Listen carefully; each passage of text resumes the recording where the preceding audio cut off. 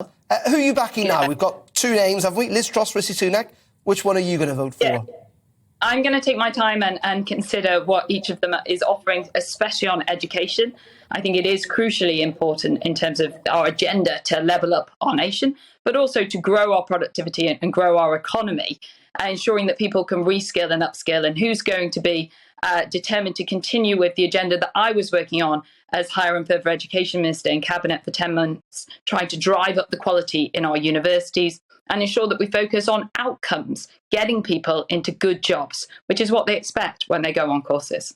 In saying that, education, of course, can only be paid for with taxation. That is help when you've got a growing economy. There is a big economic divide in all of this. Where do you stand on the issue of cutting taxes, about whether now is the right time to do it? Some suggesting it's irresponsible, others that it's necessary to spur on that growth.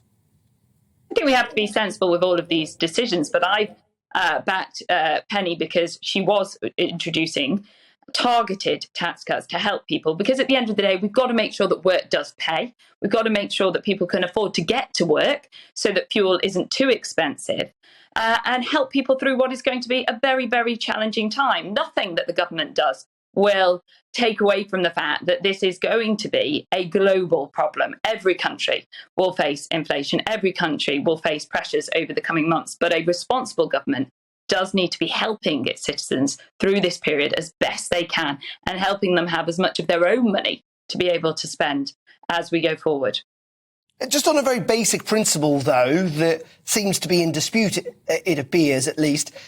If you want to tackle inflation, which I think everyone's committed to, given how high it is, we're almost into double digits, is giving people money at this time, is that a sensible way of tackling inflation? Well, it depends how you do it, of course, and how those tax cuts are funded. If those tax cuts are funded by reducing the amount that you're spending as a government, then of course it doesn't add to the inflationary pressures. So it does depend on how these tax cuts are funded and which particular tax cuts are offered up. Let's talk about the campaign a little bit, if we can, in retrospect. As you say, you were supporting Penny Mordaunt. She went out yesterday. It's pretty close in the end. Very close, yeah. Very close in the end, only 8 votes in it. Do you think she was subjected to a kind of dirty tricks campaign?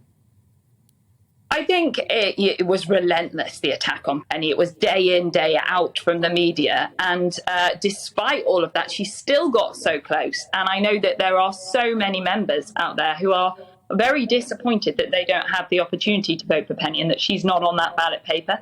I speak of, firsthand from my own members who have been messaging me last night, very upset, in fact, because they really wanted her as the next Prime Minister.